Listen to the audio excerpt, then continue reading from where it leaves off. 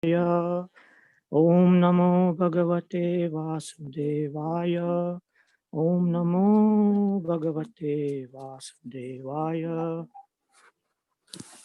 Shri Bhagavan Uvacha Abhayam Sattva Samshuddhir Gnana Yoga Vyavastiti Danam Damascha Yagnascha Swadhyayastapa Ajavam Ahimsa Satyam Akrodhas Tyaga Shanti Apeshunam Daya Bhuteshwa Loluptvam Madhavam Harir Achapalam Teja Kshama Driti Shaucham Adroho Nati Manita Avanti Sampadam Devim Abhijatasya Bharata. The Supreme Personality of Godhead said, fearlessness, purification of one's existence, cultivation of spiritual knowledge, charity, self-control, performance of sacrifice, study of the Vedas, austerity, simplicity, non-violence, truthfulness, freedom from anger, renunciation, tranquility, aversion of fault finding, compassion for all living entities, freedom from covetousness, gentleness, modesty, steady determination, vigor, forgiveness, fortitude, cleanliness, and freedom from envy and from the passion for honor. These transcendental qualities, O son of Bharata, belong to godly men endued with divine nature. Text 4. Dambo Darpo Bhimanascha Krodha Parushyame Agnanam Chabhi Chatasya Partha Sampadam Asurim. Pride, arrogance, conceit, anger, harshness, and ignorance. These qualities belong to those of demoniac nature, O son of Pritha. Devi Sampad Vimokshaya Nibandhaya Surimata Mashucha Sampadam Devim Abhijato Sipandava. The transcendental qualities are conducive to liberation, whereas the demoniac qualities make for bondage. Do not worry, O son of Pandu, for you are born with the divine qualities. Text 6. Dvabhuta Sargau Lokesmin Daiva Asur Evacha Daiva Vistarasha Prokta Asuram Patha Me Shrinu. O son of Pritha, in this world there are two kinds of created beings. One is called divine and the other demoniac. I have already explained to you at length the divine qualities. Now hear from me the demoniac. Text 7. Pravritim cha nivritim cha janana vidur asuraha na shaucham napi chataro na satyam teshu vidyate. Those who are demoniac do not know what is to be done and what is not to be done. Neither cleanliness nor proper behavior nor truth is found in them. Text 8. Asatyam apratishtham te jagadahur anishwaram aparaspara sambhutam kim anyat kama haitukam. They say that this world is unreal, with no foundation, no God in control. They say it is produce of sex desire and has no cause other than lust. Text 9. Etam drishtim avastabhya nashtatmano alpabuddhayaha prabhavantyugra karmana kshayaya jagato hitaha. Following such conclusions, the demoniac, who are lost to themselves and who have no intelligence, engage in unbeneficial, horrible works meant to destroy the world.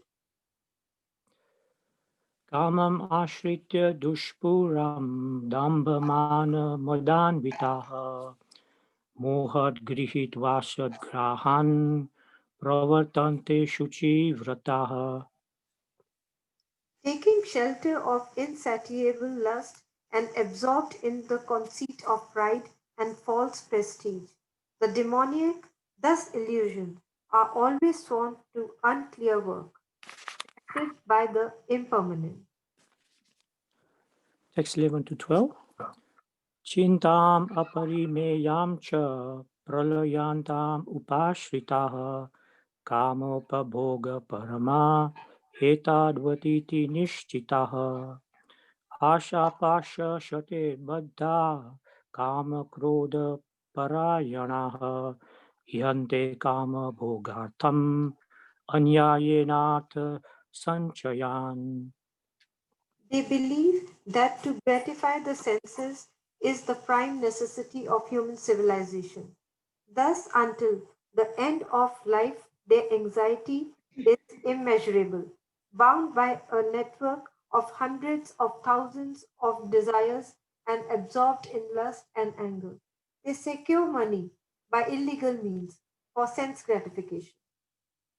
Text 13 to 15. Idam adya maya labdham imam prapsye manoratham idam asti idam api me bhavishyati punardhanam asau maya hata shatru hanishe chaparanapi ishwaroham aham bhogi sidoham balavan sukhi adyo bijanāvanasmi koanyosति sadrisho maya yakshe dasyami modishya ityagnana vimohitaha.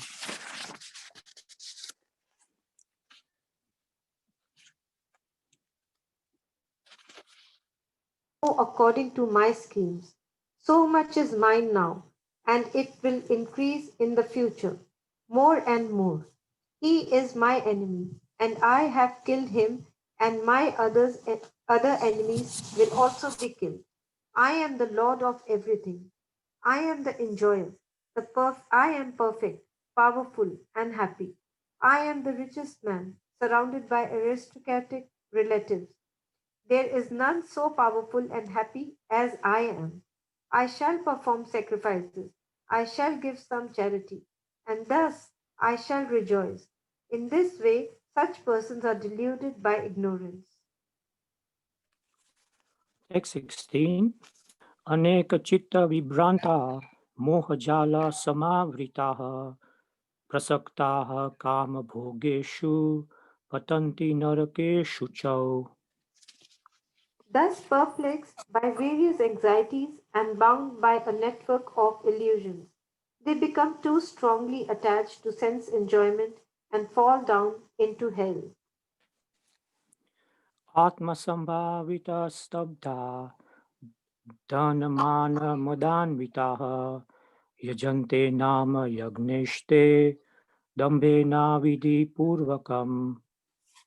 Self complacent and always impudent, deluded by wealth and false prestige, they sometimes proudly perform sacrifices in name only, without following any rules or regulations.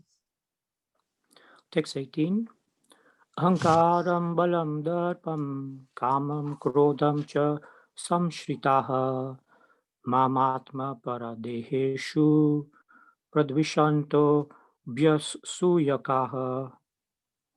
Bewildered by false ego, strength, pride, lust, and anger, the demons become envious of the Supreme Personality of Godhead, who is situated in their own bodies and in the bodies of others, and blaspheme against the real religion. Text 19. Tanaham dvishata kruran samsareshu naradhaman Shipamya jasram ashubhan asurishve asurishveva yonishu.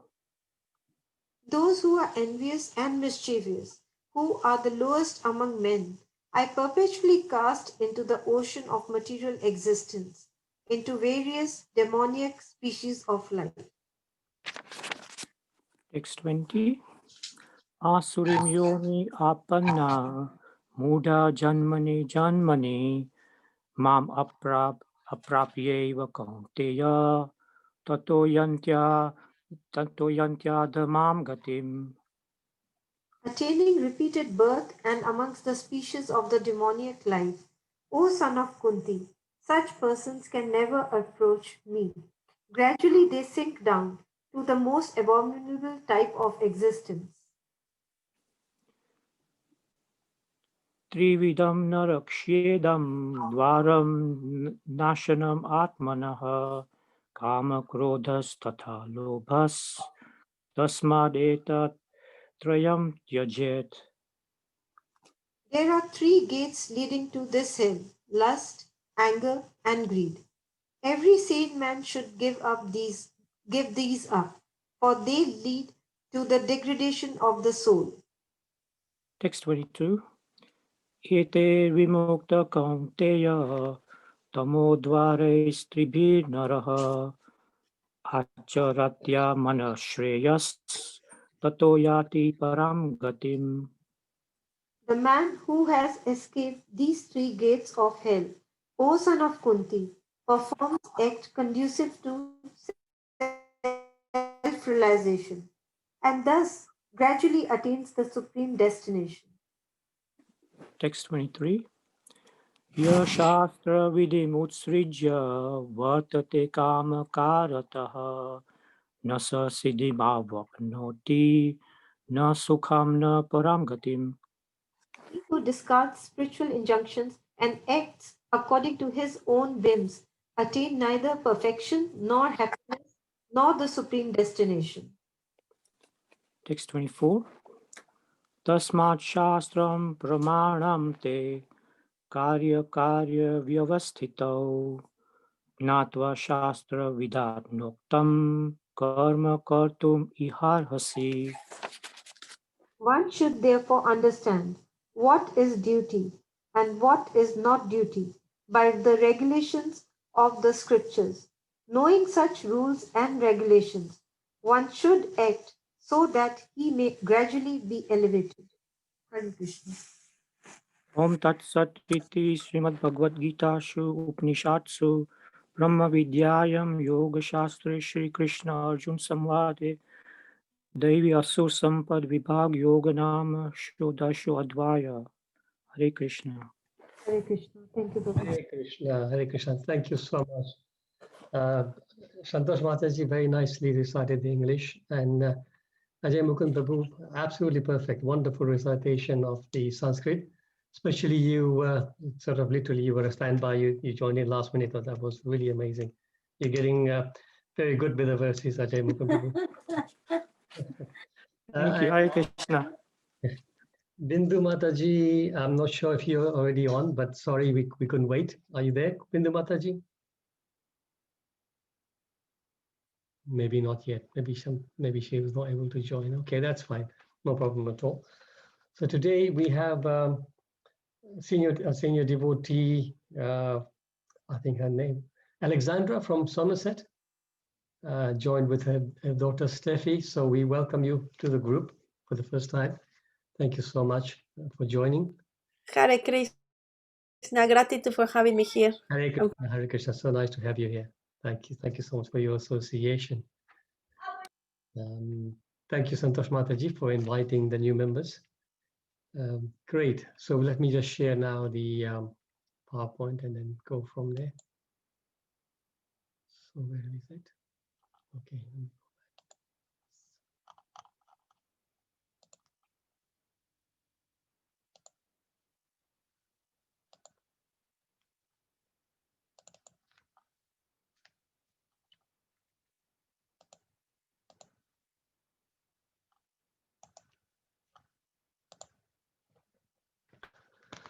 Okay, so we're continuing reading from Bhagavad Gita, chapter 16, the divine and demoniac natures. And today we're on verse 8. But as usual, what we will do is we'll just do a quick summary of where we are so far. Oh, sorry, my PowerPoint slide says 14. Excuse me, I'm supposed to change it to 16. So ignore that. So 16:1 to 6 that talks about the transcendental and demonic qualities. Actually, just verses 1 to 3, they speak about, I think, 26 divine qualities. And then actually, literally after that, the rest of the, starting from the verse 4, which is Dambo, Darbo, Bimanash, Krodha, Parisham, Evacha, from that verse onwards, it's all about the demons. So then from 7 to 22, which is the current session now, we are actually talking about the demoniac nature.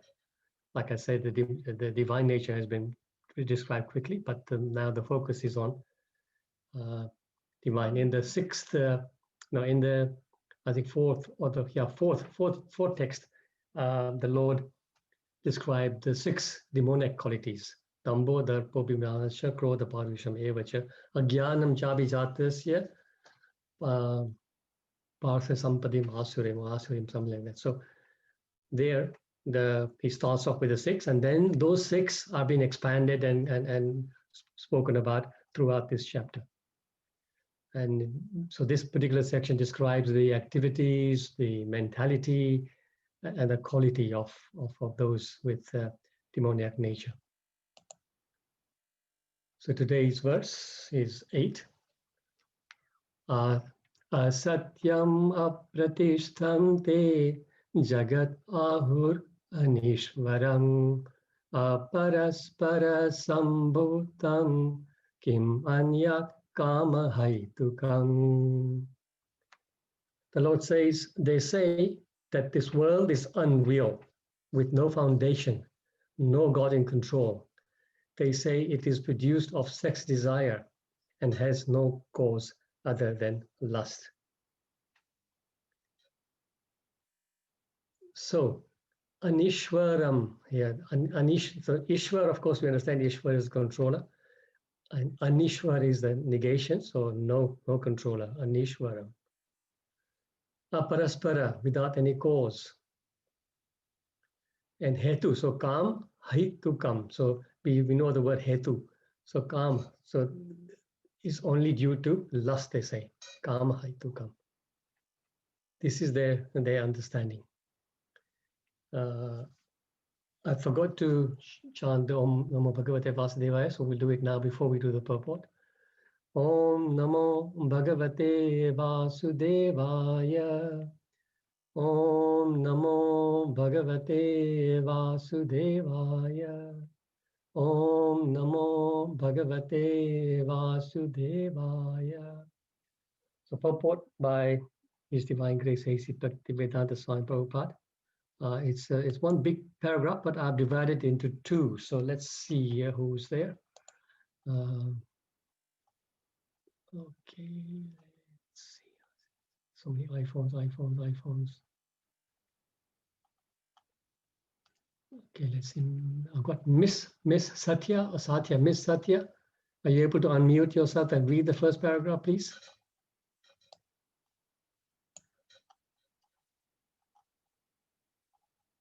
Okay, if not, then next is Neelam. Neelam Mataji, are you able to unmute yourself? Hare Krishna Prabhuji, this is Sandeep. I'm using my wife's. Oh, right. Okay. So nice to hear from you. Yeah. So yes, if you Yeah. can read. Neelam is also here with me, but she's encouraging me to read it. Fine. Okay. One day we will have to hear her voice as well. Yes, Prabhuji. So shall I read this paragraph, Prabhuji? Purport 1 of 2. Thank you. The demonic conclude that the world is phantasmagoria. There is no cause and effect, no controller, no purpose. Everything is unreal. They say that this cosmic manifestation arises due to chance material action and reactions. They do not think that the world was created by God for a certain purpose. They have their own theory that the world has come about in its own way and that there is no reason to believe that there is a God behind it. For them, there is no difference between spirit and matter, and they do not accept the Supreme Spirit. Everything is matter only, and the whole cosmos is supposed to be a mass of ignorance. According to them, everything is void, and whatever manifestation exists is due to our ignorance in perception.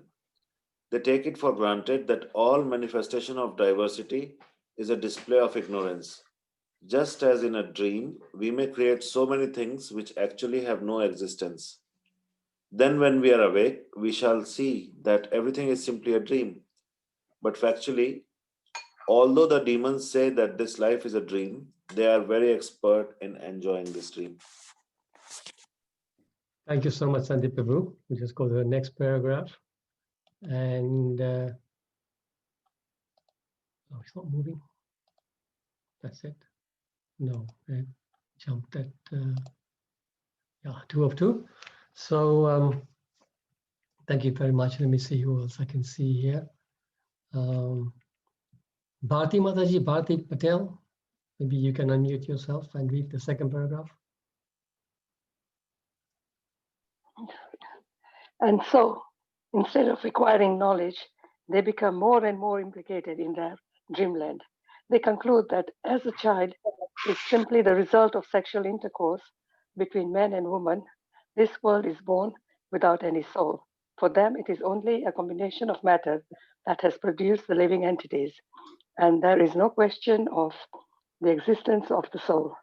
As many living creatures come out of the perspiration and from a dead body without any cause, the whole living world has come out of the material combinations of the cosmic manifestation. Therefore, material nature is the cause of this manifestation, and there is no other cause. They do not believe in the words of Krishna in Bhagavad Gita. Maya Dakshina Prakati Suyate Charucharam. Under my direction, the whole world is moving. In other words, among the demons, there is no perfect knowledge of the creation of the world. Every one of them has some particular theory of his own. According to them, one interpretation of the scripture is as good as another, for they do not believe in a standard understanding of the scriptural injunctions.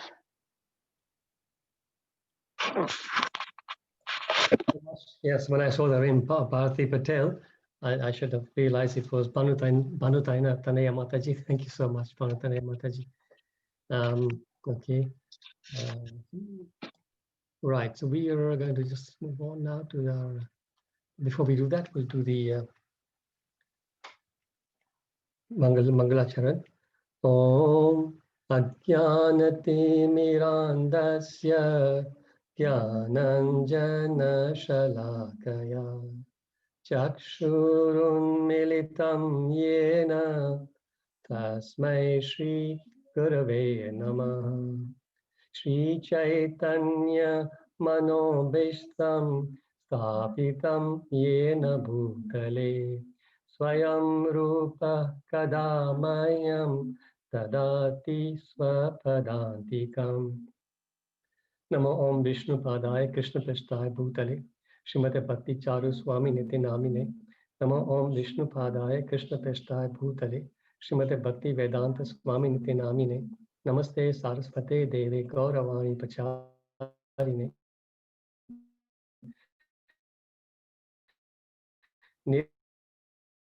Vishesha Krishna Chaitanya Prabhu Nityananda Shri Advaita Gadada Shri Vasari Gaura Bhakta Vrinda Hare Krishna Krishna Krishna Hare Hare Hare Ram Hare Ram Ram Ram Hare Hare Srila Prabhupada Ki Jai. So we go to the main points as usual. Wonderful purport by Srila Prabhupada. He starts off by saying that Demonia conclude that the world is phantasmagoria. So this is a word that I never heard it before. Prabhupada uses it quite often. So phantasmagoria, can anybody tell me what the meaning is? Yeah, Hare Krishna Prabhuji, Dandavat Pranam. Mataji, Hare Krishna. Fantasy is like dream. So phantasmagoria is like dream. It's not real. It's like a dream. Correct. Yes. Thank you so much, Rupa Mataji. Exactly. So I looked up for some synonyms for this word, and the dream comes up definitely. But this is delusion, illusion, figment of the imagination, mirage, fantasy, dream, as Puja Mataji said, daydream, delirium, pink elephants. So, we have like, somebody, when somebody is sort of just sort of fantasizing about something which is sort of so impossible, we say, well, like pink elephants or something like that. So these are the different words that are used, phantasmagoria, basically meaning that they think that this is just one big illusion, and once we're out of this illusion, then the reality is there. And so we can just now look at the Mayavad philosophy in this connection. So the Mayavadis say, Brahma Satya Jagat Mithya. And they say, Jiva Brahmaiva Na Paraha. So it says that Brahman is the only truth. So far we agree, absolutely agree. The world is illusory. So, okay, we partly agree, because the world is the illusory energy of the Lord, but the world is not illusory. We can see it. And he says, then this one we don't agree with. He says, there is ultimately no difference between the individual self and Brahman. So here we have a big disagreement with the Mayavad philosophy. They believe that the world is illusory, we are all under Maya, and once we are uncovered, once we find our real self, then we are Brahman. There's no difference. There's only one truth, they say. There's only one truth, and that is Brahman, and we are all Brahman. I am Brahman, you are Brahman, and once we are out of the cover of Maya, then we will be Brahman. So this is the big difference in the philosophies.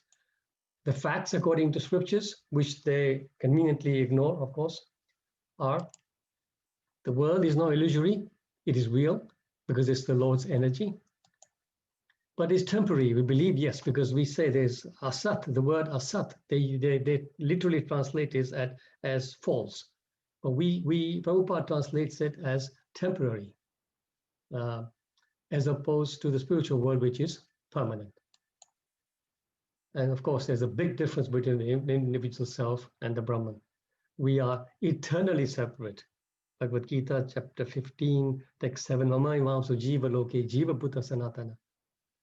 Sanatana, eternally we are separate. We will never become the same. This just reminds me, I'll just quickly cover, we were last week, at the end of the last week, the battery of my laptop was running low and I had to run. But we were at that time discussing a very interesting subject about Brahman, about the Brahma Jyoti, if you remember. And there was a debate about whether jivas that end up in Brahma Jyoti, what happens to them. We were also discussing, the Prabhupada mentions many times that some of them fall down back again to continue to just do some philanthropic, altruistic work and stuff like that. And we were not quite sure. So by the way, our Hg Mukunda-Hari, he was, of course, in the debate, he was also contributing. But there was no final conclusion. We said we would just get back to this. So even that night, well, the next day early in the morning, I saw a message from Hg Mukunda-Hari. So we all know that he's a deep thinker, but he is also thinking deep in the night, I think. Because what happened was, I get this message saying to him, Mukunda-Hari Prabhu, I just woke up thinking about what we were discussing, and I feel this is what it's. So he here's, I'm just going to see if I can. He said, what he said to me was that it's actually the body doesn't, the jiva doesn't merge, it's the consciousness that merges with that. But the point here is that he was thinking about that while he was sleeping. It's not as if he was up and doing something till 1 o'clock and then he decided to send that message. No, he was sleeping, fast asleep. So we know when many times people say that one should be Krishna conscious 24 hours a day. And we always think, how can you be Krishna conscious when you're sleeping? But here's the proof.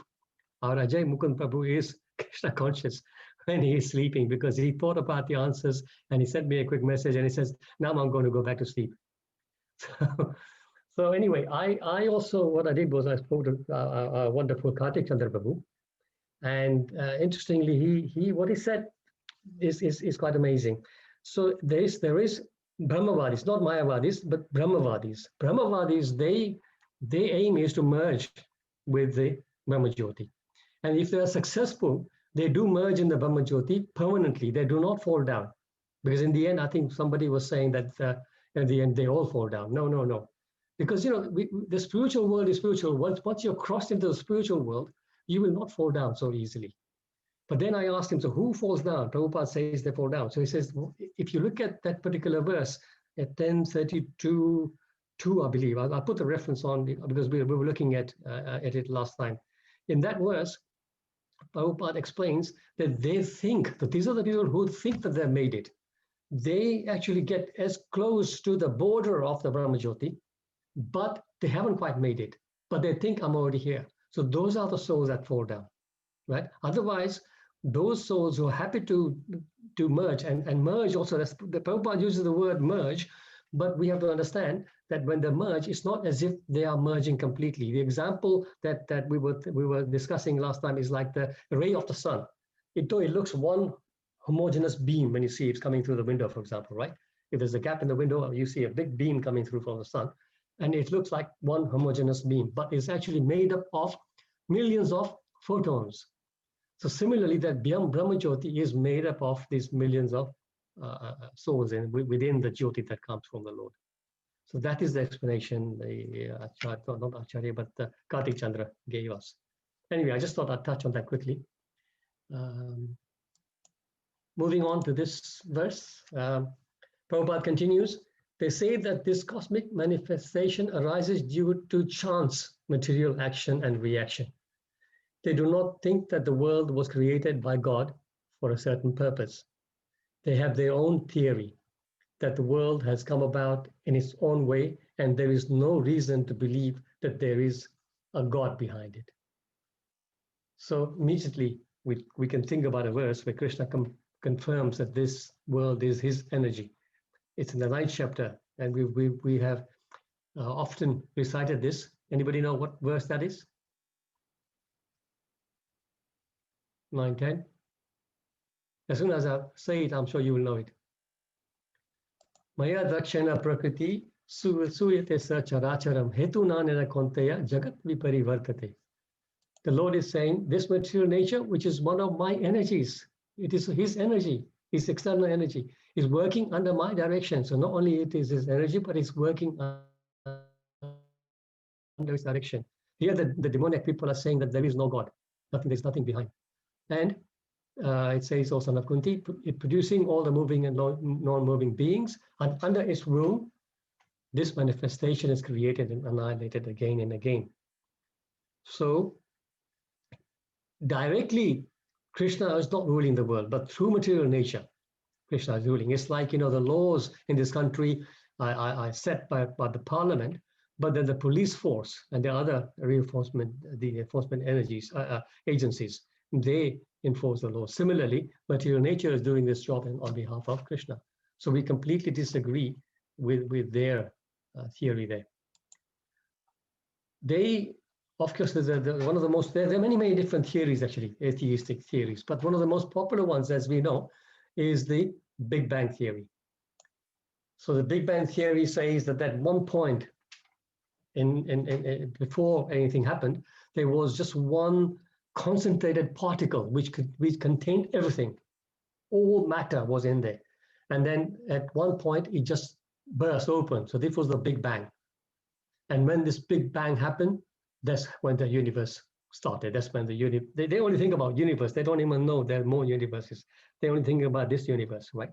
We know from Shastra that there are millions of universes, but they only can think so up to this universe. So they're saying this universe came about like this. So one time I was giving a class on a Sunday evening class at the manor, and somehow, I don't know what subject it was, but somehow it came to this kind of Big Bang discussion. And I mentioned there was a few families sitting and listening, waiting for the prasad to be served later. So people half paying attention, half not paying attention, as usual.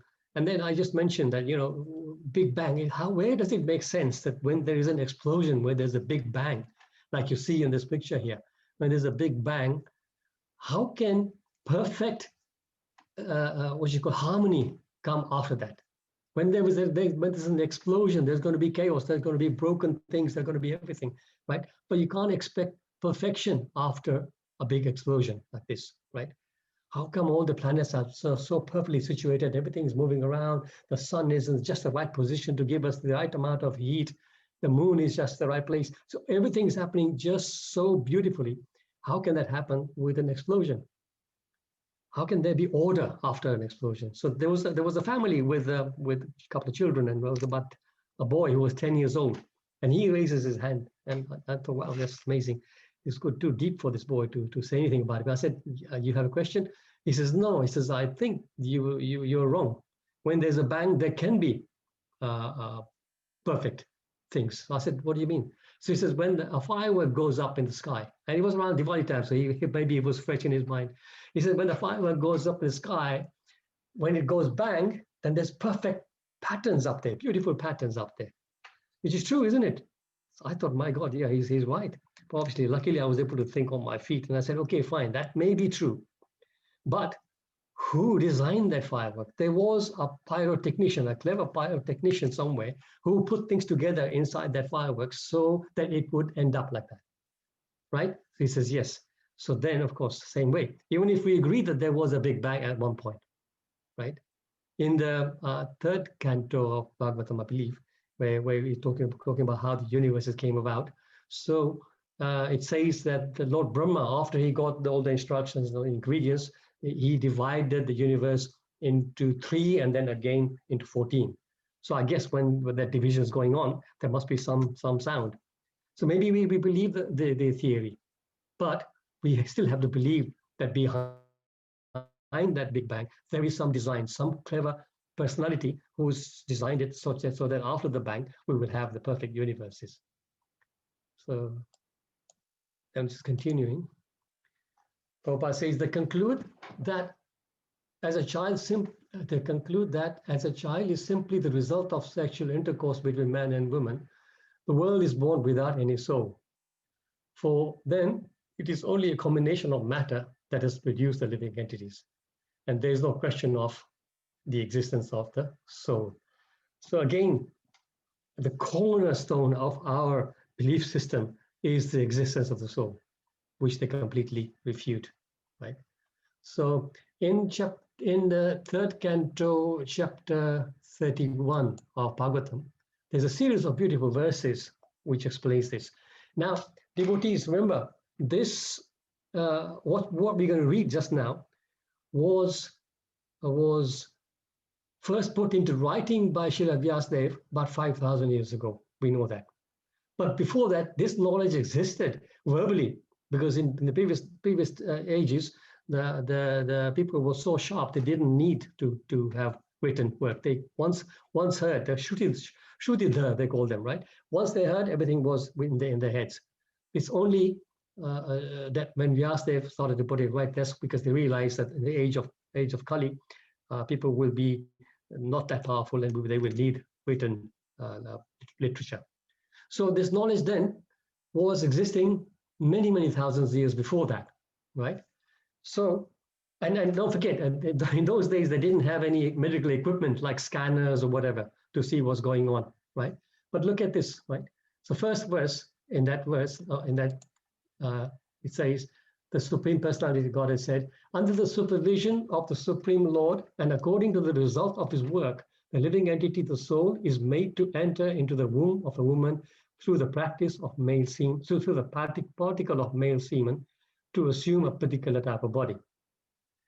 This verse we've also recited several times on these chat sessions. Anybody know what the Sanskrit is?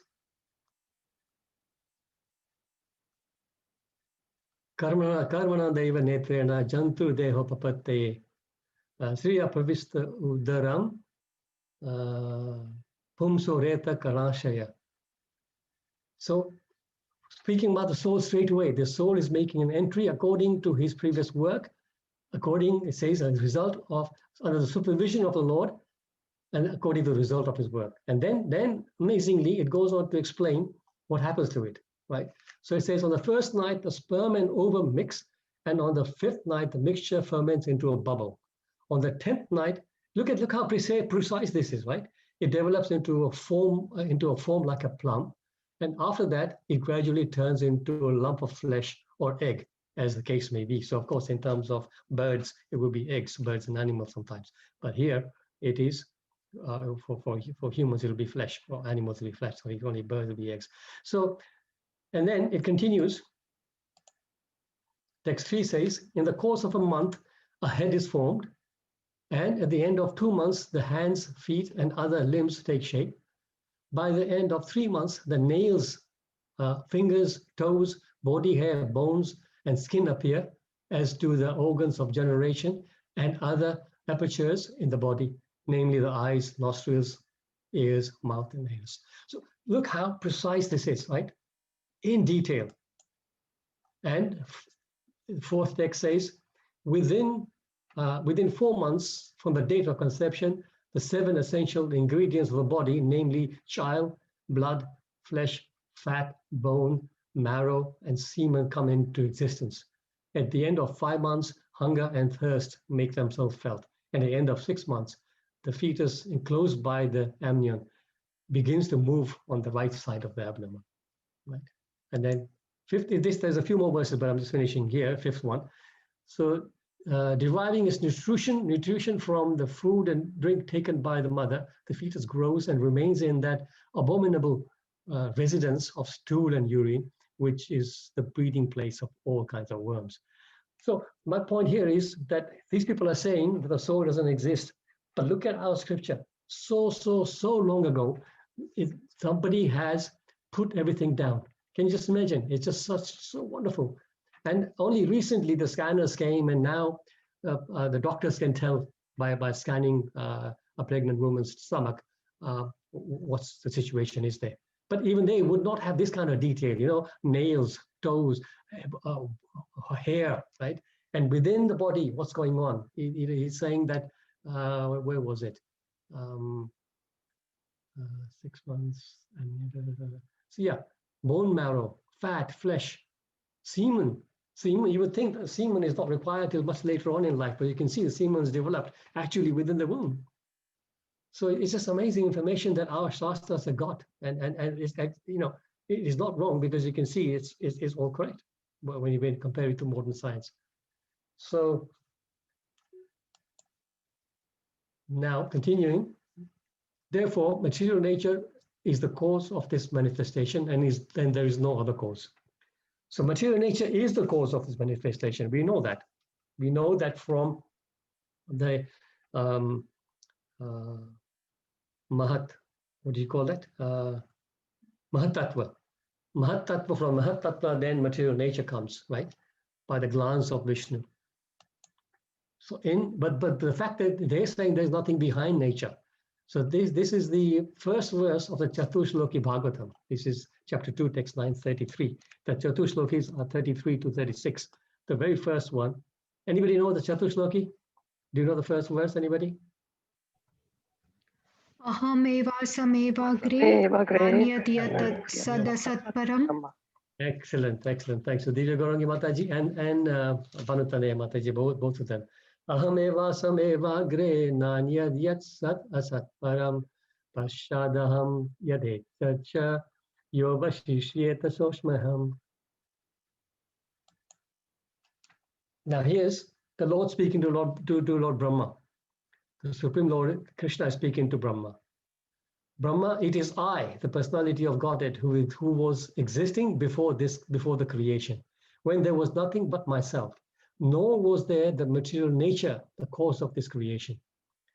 That which you see now is also I, the personality of Godhead. And after annihilation, what remains will also be I, the personality of Godhead. So the Lord is there consistently. It's not as if there was nothing there and this nature just came without. In the purport of that verse, Prabhupada writes, no one can deny the personalities of both the Lord and Brahma. So no one can deny that they are persons, right? Therefore, in the ultimate issue, both the predominator and the predominated are persons. This conclusion refutes the conclusion of the impersonalists that in the ultimate issue, everything is impersonal.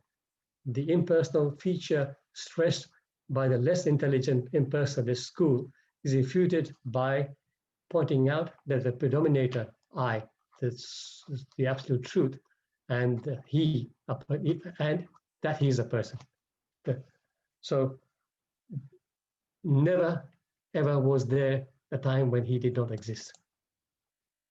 Brahma Samhita confirms this, of course, as we know. Anybody will know this popular verse? Anybody? Text 5.1. Ishvara Parama Krishna Satchidananda Vigraha Anadiradir Govinda Sarvakarana Karanam. He says, I am the cause of all causes. Krishna, who is known as Govinda, is the supreme Godhead. He has an eternal, blissful spiritual body. He is the origin of all. He has no other origin, and he is the prime cause of all causes. Prabhupada often quotes this verse many times. Nitya Nitya Nam Chetna Chetna Nam Eko Yo Bahunam. Actually, this yo is the wrong place here, I think. Eko Bahunam Yo Vidadhati Kaman. That's how I remember it. I copy pasted it from somewhere, but the yo needs to be after Bahunam, the way I know the verse. Eko Bahunam Yo Vidadhati Kaman. So this is from Katha Upanishad 2:13. So Nitya, Prabhupada says, Nitya means eternal, and Nityanam means the plural number of Nitya. So there are many Nityas, like us, like many living entities, but there is one supreme Nitya, that is God.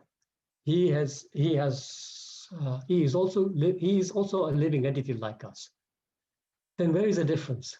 The difference is we learn from the Vedic line, Eko Bahunam Yo Viditati Kama, that singular number Nitya, eternal, maintains the plural numbers Nityas. We are within the plural number Nityanam. So the conclusion is that God is a supreme being and we are living beings. So our relationship is very intimate. This is taken from a lecture given at the Royal Club, at the Rotary Club in Hotel Imperial in Delhi in 1976. And there are many places, of course. We will find many places where confirmation is there, but we just taken a few. And just to quote one other verse from Bhagavatam, here it says, in other words, among demons, there is no perfect knowledge of creation of the world. Every one of them has some theory of their own, right? So again, how the demons are described here actually in this 7th canto 5th 21. Nate vidu suragana, no, nate vidu swarthagatim hi Vishnu, durashaya ye bahirarthamanina, anda yata ande upani manas, te pisha tantram urudamni baddha. Durashaya means that the ambition is just to enjoy the material world, bahir arthamanina, which is just enjoying the external energy of the Lord. And the translation goes, persons who are strongly entrapped by the consciousness of enjoying material life. This is the demand of life, isn't it? And who have therefore accepted the leader or guru, a similar blind man, attached to external sense objects, cannot understand that the goal of life is to return home back to Godhead. See, Nate vidu swarthagatim. Swarthagatim means our self-interest is Vishnu, going back to Godhead. As a blind man guided by another blind man miss the right path and fall into a ditch, anda yata ande upaniyamanas. Materially attached men led by another material attached man are bound by the ropes of fruitive labor. Tantriyam urudamni baddha. So this is a rope, strong rope, tied with a strong rope. And tantriyam, three kinds of ropes, talking about the three modes of nature. They're made of very strong cords, and they continue again and again in materialistic life, suffering the threefold miseries.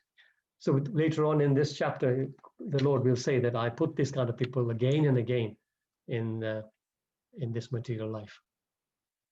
I think that should be it. Yeah. So devotees, I will stop sharing now. Srila Prabhupada ki jai. So any comments, any corrections? We have many senior devotees here. Can please correct me. Always welcome.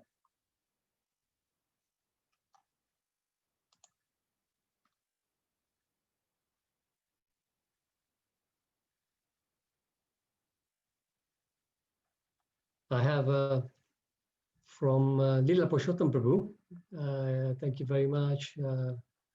Inspiring discussion, strengthening my Krishna consciousness. As you know, due to health. Okay, yes, but yeah, she's Lila Purushottam Prabhu. Yes, we understand your health is not completely steady, but thank you so much for joining whenever you can. We really appreciate that. Lila Purushottam Prabhu is my senior god brother. He's in his 80s, I believe, right? Purushottam Prabhu, if I'm not mistaken. But he's still so queued on. He's always trying to join the classes and participate. Any comments? Anybody? Questions? Hare Krishna, Prabhuji. Hare Krishna, Hema Mataji. Prabhuji, this is just a thought while you were saying things about the universe and the explosion. I was just thinking that, when from Vishnu, the planets come out from his pores. Yes. And I was wondering if the scientists see that as an explosion, when the universes are all coming out. And yeah, that's a good point. Absolutely, that could be happening. Yes, exactly. That their explosion could be that event. You're quite right. Yeah, it is possible. And the black hole could be the abdomen of the Vishnu when the universe goes into it. Yes, that's also.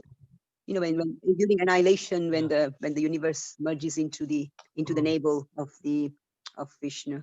Yes, that is also just a thought. I thought I'll just share that with you. Yeah, it is possible. Of course, it's possible that is something that we don't know about.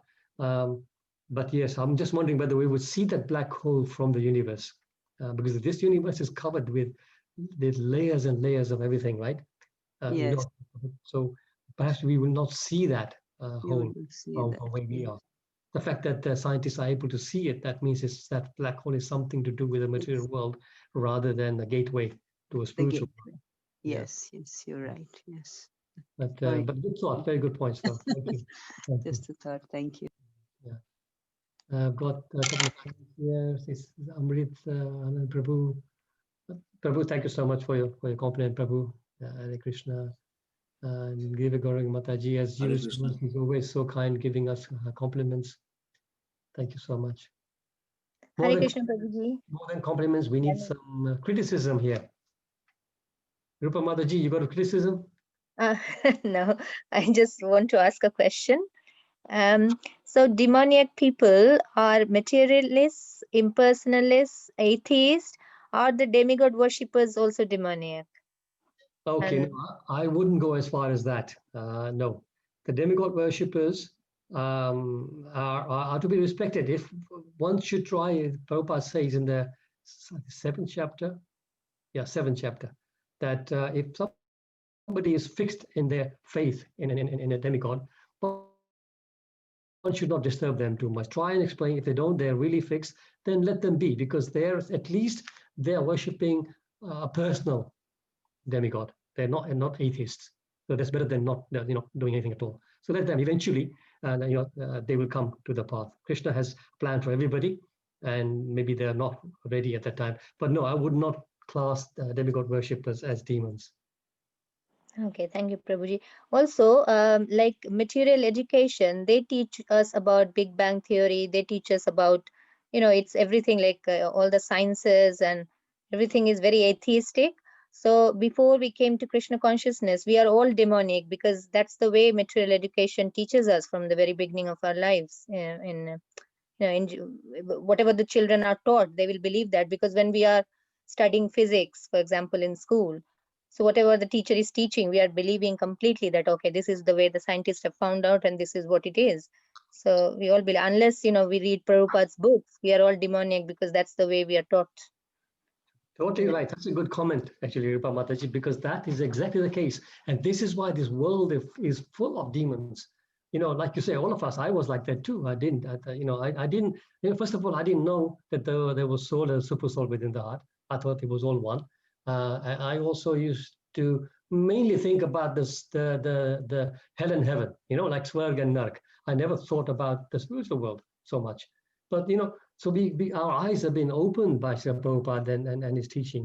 It's so amazing. But you're right, the education system is actually designed to create atheists for sure, right? All you're taught in school is all this wrong science which they have taken on board. And nobody teaches the real stuff. Prabhupada used to go and visit and give lectures in universities in UK and USA, and often he'd be taken on a tour, and he would be saying, "Oh, this is the physics department, this is the biological department, this is the whatever," and he was, "But where is the department of the soul? Who's teaching that?" Right? Nobody is teaching that, and this is why we have got all these youngsters, unless they're exposed to Krishna consciousness somehow, they're all going to be misled. Andayata ander upaniyamanas, we were just talking about here. So blind leading the blind here. The teachers are blind, and they're leading the students to a ditch, spiritually speaking. This is a very, very sad part of life. And yet the other important point is, Rupa Mataji, the Western countries, okay, maybe you can understand, but even in India, in the sense they want to be all secular, and they are not allowing proper teaching in the schools. Yes, true. That's what we studied in India, the science, physics, for example, teaches us about Big Bang, and in biology we learn about Darwin's evolution theory. And because the teachers are teaching us, we are believing as children, that's what we learn and that's what we believe. So these blind teachers are taking the syllabus from the Western countries and just blindly following it. They are ignoring their own rich culture, the rich knowledge base that we have in India. They're completely ignoring it. Such a shame. Such a shame. Very sad. Yeah. Hare Krishna. Thank you so much for your comments. Yeah. Deepak Sampal Prabhu, thank you for your compliments. Thank you, Hare Krishna. I'm just basically repeating whatever I read from Prabhupada books. Nothing that I'm giving is my own. If there is any mistakes I make, then I own them, but otherwise not. Hare Krishna, Mukunda-Hari Prabhu. Hare Krishna, Krishna Vani Mataji. Prabhuji, now by Srila Prabhupada's, all the literatures and books, even India, so many intelligent people are taking up Krishna consciousness, and they're, they're spreading. So that India, makes us, so happy, because now they have understood and valued Srila Prabhupada's teachings, and they're taking it into practice. So, which is very. So Krishna Vani Mataji, that's true that ISKCON in India is growing very fast. But even having said that, Krishna Vani Mataji, think about the population of India and think about how many are actually even remotely connected to Krishna consciousness. Very, very small percentage still. Very small percent. The vast majority is blind. Yes, there's a spray that it just the Krishna consciousness keeps spreading in India like wildfire. But yes, we'll have a long, long way to go. So the responsibility is ours, it's not anybody else. Who's going to do it? It's going to be us. We have to get on. We have to, like Santosh Mataji started this chat group now with a crowd, with her family in Delhi. This is amazing initiative. So stuff like this, we need to do whatever little thing we can do, we should do to promote this knowledge, this gold mine that we have. We should not be greedy and keep it to ourselves. We just try whatever knowledge we have, try and spread it. And this is such a good start that Mataji has made, Santosh Mataji, that that group hopefully will grow and grow and grow. So like that, we just can do whatever we can to just spread this knowledge within where we are, of course, and also in India somehow if we can. So yes, it's just a desperate need for this knowledge to be spread far and wide. Also, Prabhuji, I think the political leaders, if somehow the political leaders get this into their head, or the educators, because they are teaching the children, so then the next generation and the population will be, Krishna conscious. Otherwise, if the leaders are all wrong and teaching the children all wrong things, then there will be, full of atheism and fight, and in the name of secularism, everything is just haywire at the moment. Absolutely. The current regime has the best chance in my mind. The current regime is the best chance. Narendra Modi himself is a believer. But, again, India, the politics are so complex. that this is not so easy to just do it in one stroke. I think he's trying, but there's a lot of opposing factors there because of secularism and so many different voices there. But I know there was a little video somebody circulated recently where he said that when I go, when head of states, when they visit each other's countries, they take a gift for each other. And he went to Japan and he says, I gave the Bhagavad Gita to the prime minister and also to the emperor of Japan. He gave a Bhagavad Gita. And he says, in Hindi, he says that I don't have anything more valuable than the Bhagavad Gita to give them. And they don't have anything more valuable to receive. So we have, at the top, we have the right people, but I'm not sure how, how easy it's going to be for them to really make some difference. There are lots of other Mr. forces, Yeah. political forces as well in India. Like they will say the BJP is Hindu upper caste Exactly. That's what party, Yes. and then there are demigod worshippers as well. So it's a lot of confusion in Hinduism itself. So Absolutely. So India is a very confused state of situation there. So it's not going to be so easy. But whatever little we can do, we can just try. Hare Krishna. Hare Krishna, Prabhuji. Hare Krishna. I have got a question. Yes, In chapter 12, text 15, it says, like I just read in English, it says, he by whom no one is put into difficulty and who is not disturbed by anyone, who is equipoised in happiness and distress, fear and anxiety, is very dear to me. So here it doesn't say anything about devotion, that is just a simple human being who is very clear to the heart, and it is same in distress and fear and anxiety. And so what will we call it? Is it like and Krishna says he's dear to me, but if he's not devotee, so will he be considered as demonic or devic?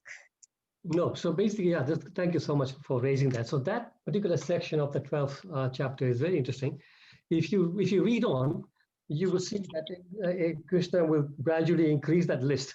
And then 18 and 19, 12, 18 and 19, Krishna says, talks about devotion and everything. So basically, at this point, at 15, that person will be in the mode of goodness, right? So when you are in the mode of goodness, from there you have a good chance to move on to devotional service. Because if you're in the mode of passion and ignorance, there's going to be too many roadblocks for you to try and make a devotional service. But if you're in the mode of goodness, you can move quite quickly to devotional service. So so yes, this is if you in that section, there are a lot of verses, very similar verses, but you will see that at the end it does talk about devotion. So it's a progression from a mode of good, from a mode of ignorance, passion to goodness. And then from goodness you go into devotional service, and for that will allow you to hopefully go to Suddha Sattva, to pure goodness. Yes, I agree. But I think as Mataji was talking about just now, that we have been taught in India as well, just general subjects like physics, chemistry, and we were believing that I am the same.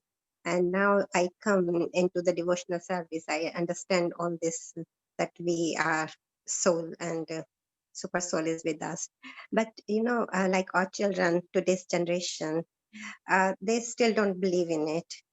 No. But by heart they are very pure, and sometimes I feel they are more related to this verse rather than in materialistic world. They are very clear to the heart and very loving. Everything is there except devotional service. That is quite true. That is quite true. So the point is, as long as they remain in the mode of goodness that way, right, as the verse 15 of 12th chapter says, then they have a chance. And then by the mercy of the Lord, if they meet devotees, they will be very quickly falling into the right path. So that's the third. And then thing is, everybody has their own karma to play with. So we have to just pray, and eventually they will find their way. They remain in the mode of goodness. There's a very, very good chance that they will come to devotional service. But you're right, in terms of children, because they have been brainwashed in the education system, these kind of things, it's difficult for us to get over them, because they just say, no, this is all crazy. We've been taught like this. And they, like you say, they have so much faith when they're young. They have so much faith in their teachers. So then it takes a little while to debrief them, so to speak. They've been brainwashed. Yes, I hope at one point they just come into the devotional service.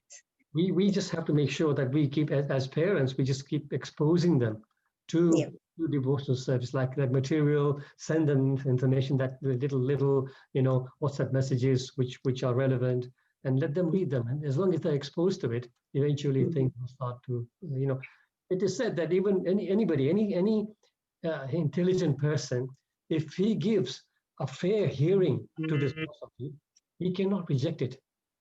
There's so much sense in what Prabhupada has presented. Hare Krishna, Prabhuji. Thank you, Prabhuji. Hare Krishna, Sandeep Prabhu.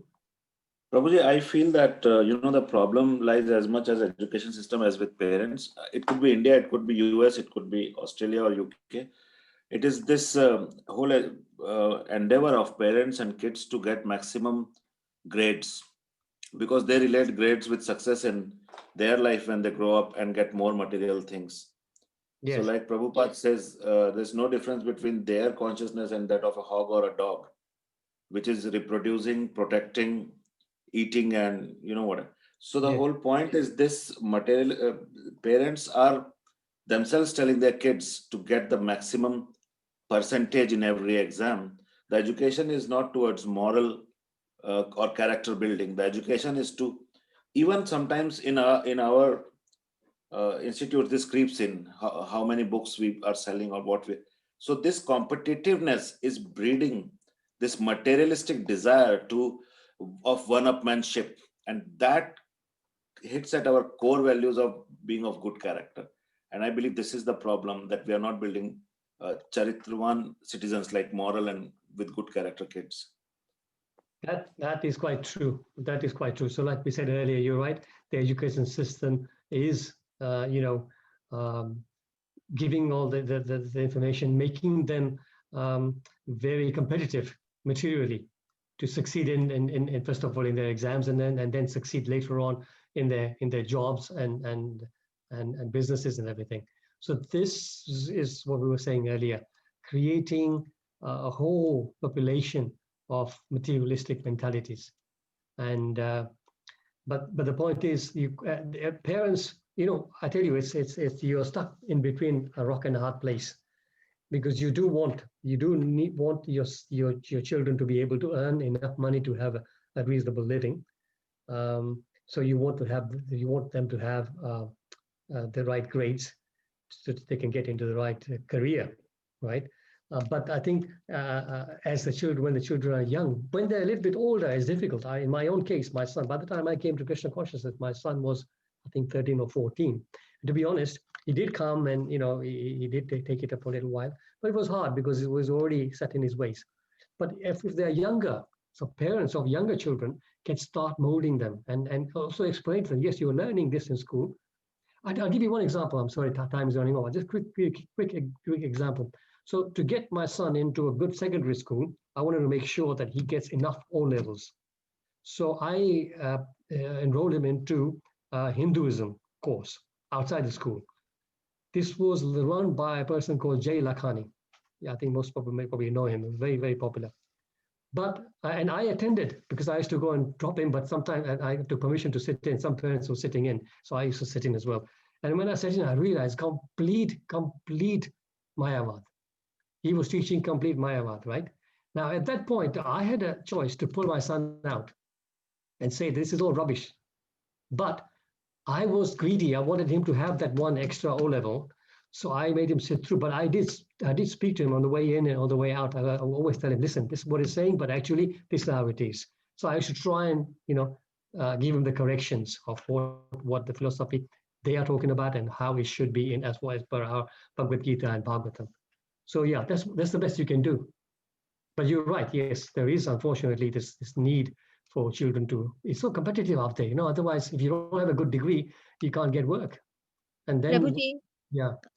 yeah, sorry to interrupt, but you can do best of both worlds, because I talk with my children all the time about Krishna consciousness, about all the Prabhupada's books, all the knowledge I have, and we have very good discussions. My older son is going to be 18, so he is like very much, he's so good in debating, he's so good in his English essay writing. He gets, highest marks just because I converse with him all the time about in everything we talk about. I bring Krishna into it, and then he gets a different viewpoint, and he really scores well because his mindset has become, very inquisitive, and it's like he's not getting only one track what school is teaching. He's also getting from me what Prabhupada has taught us. So Yeah. and my younger one, he's 12, he's going to be 13, and he's also like every day I ask him to repeat the shlokas, and they are both very interested. So they know that this is kind of something extra they know from apart Yeah. from school knowledge. That's brilliant. That's fantastic. That's the ideal way to do it, Rupamati. You're doing so well. Fantastic. Thank you. Thank you so much. Thank you. I have Krishna Prabhuji. Hare Krishna Joli Mataji. I just have to put this in because I think children should have a good start like the Gokul schools, both male and female, so they get a good grounding, good foundation. And then, I mean, because I think we're feeding into the competitive world when we say achieving all these grades and higher levels and all that. And Krishna consciousness does not teach that, do they? I mean, they teach, you don't have to have all these doctor's degrees, whatever, doctor's qualification and all these high levels to survive in the world. Are we trying to survive, or are we trying to be one above the other? I'm not sure. This is what you said about criticizing. Yeah. I just wondered if. No, you're right. So you're quite right. This is a dilemma, Joli Mataji. This is what I was saying in my It's case. a big dilemma, yes. Big dilemma. You want your children to do well in terms of their education, so that they can get a good standard of living as they go forward, right? But then at the same time, you are risking. It's a big risk, yeah. So, but unfortunately, this is what we are up against because of the education system.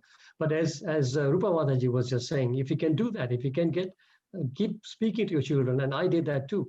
So if that you keep exposing them, and he was quite lucky because until he went to university, he was part of the Panasena group. So he had good association of his own age, Krishna conscious devotees. So, but so these are the things. And just now I see a message here from Deva Gorangi Mataji. Krishna club, yeah. When your children are younger, you can take them to Krishna club on Sunday, and that way they get a good grounding. They make like-minded friends. And fabulous, yeah. this gives them a good solid grounding, and they do Krishna Deva Goranga Mataji is saying they morning prayers and all that, yeah. So that's good. Thank you, Deva Goranga Mataji, for sharing that.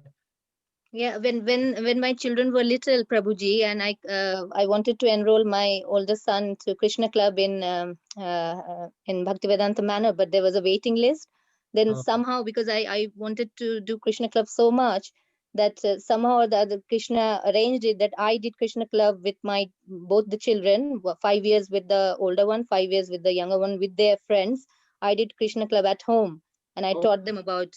So there was a syllabus that was given to me, and it was so brilliant. That was the best service I did. And I really, really enjoyed it. I didn't know that was available. That's such a good thing to learn, actually, for young mothers, that this is what you can do if you can't get into the Krishna club, especially anyway now it's COVID and all that. But if you can get the syllabus, then you can try and do that at home. That's brilliant. Yeah, I did it. Yeah, and everybody, all my neighborhood friends, they send their children to me, and they all loved it. All the children loved it. They still remember me as Krishna Club auntie. Amazing service, Rupa Mataji. That's wonderful. Thank you, Hare Krishna. I just wanted to say, Prabhuji, Hare Krishna, Dhanvat Pranam.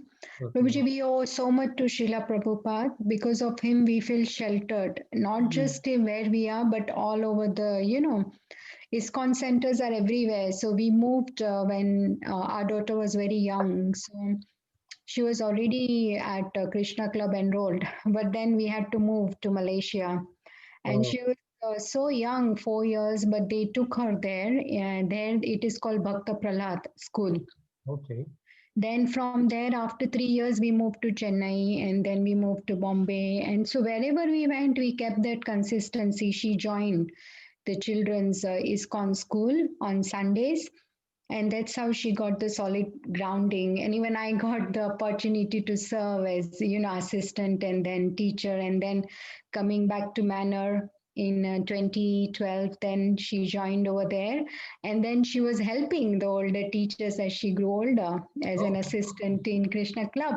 So what I'm trying to say is that all these opportunities are available. We can't just point fingers at the modern education. There is a lot. Our responsibility grows once we have children, and all these things are available. We just have to take them. And then consistency at home. They give homework, and then we teach them at home and the home environment, because the children are going to follow what they see rather than what we speak, our own behavior. So all that is so important. They are going to see what mom and dad are doing rather than we telling them go light a lamp or do one chant a mala. If we will do, they will do. Yes, So yes, that's just a good. speaking from my experience, and now our daughter is at university, so she does everything. I mean, I don't want to go too much into detail, but she does what is expected spiritually of her. And so, even though she's studying the medicine degree, she is just every time when there is exam, she is more, you know, um, into Krishna consciousness. Because, but then also I think it's okay because she's surrendered. Okay, Krishna, I need your help. I have exams. I need you more. So I asked one devotee and they said, that's fine. It's okay. Let her chant more and more, ask Krishna's mercy. It's fine. At least she's surrendered. So all this we can do. We can't just blame the modern system. It's our duty, moreover, to give them that balance because they do need to take the education. They need to go out and learn because they need to provide for their expenses and everything in future, but they can set a very good example, and then people, they can preach indirectly. Someone will say, look, this is a Krishna devotee. He or she became an expert doctor or engineer or accountant. There is nothing wrong with it. Of course, And I was listening to Amarendra Prabhu's class, and he said, yes, it's good to excel in your education because if you don't have the anxiety of earning the money, then you can sit and chant peacefully. You can invite guests in your house. You can use the resources for Krishna consciousness, the money that you earn, so that you can do more and more preach. So that's why I think there is nothing, we have to have a balance. Yes, yes, that's a very good point. Thank you so much, Divya Gorga Mataji, for sharing that. Yeah. So we have to just find our own balance and yes, just make sure that we can give them what's lacking in terms of spirituality from home as much as we can. Like, Srila Prabhupada and all the Acharya says that, when you add Krishna and, like all these children who are studying, but if they add at least chanting one round or things like that, they will see the difference.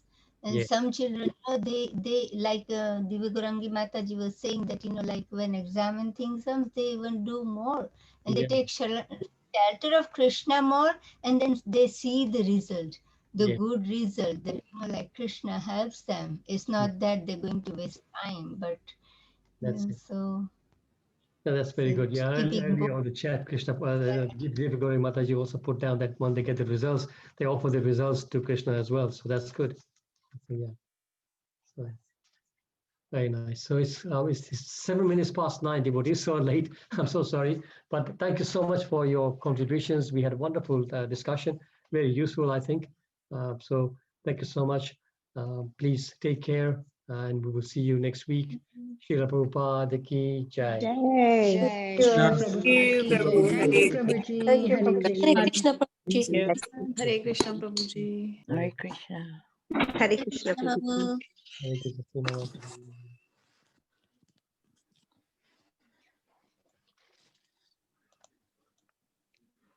Krishna.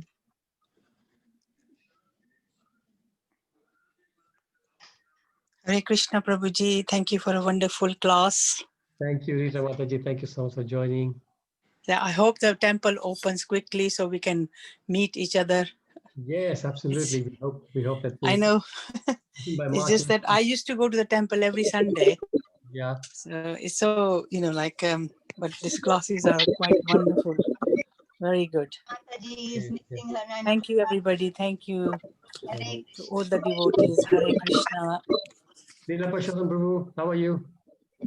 Little better after listening to this very constructive discussion and so much to learn always, inside the center. So that's the main thing. Thank you so much. A lot to and thank you for enrolling me on this course because you are a wonderful example of integrating Srila Prabhupada's book, Yes. And that's what we have to do. But nevertheless, the devotee, again, as you know, I spent 6 months in the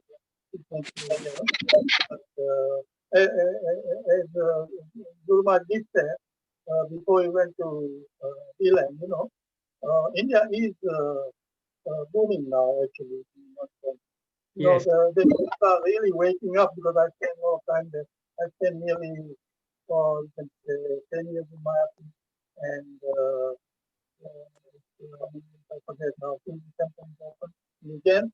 So there is a lot of progress now, but obviously we have to continue and yes. Has to be said, it will happen, throughout the world for the next 10,000 years. So they are in the stream, as long as we keep in the stream, we are very fortunate. There's so much to learn, and all the participants contributed so nicely, and it's very encouraging to hear that. Thank you so much. Thank you for your comments. Thank you. Okay, Jai. Hare Krishna. Hare Krishna. Hare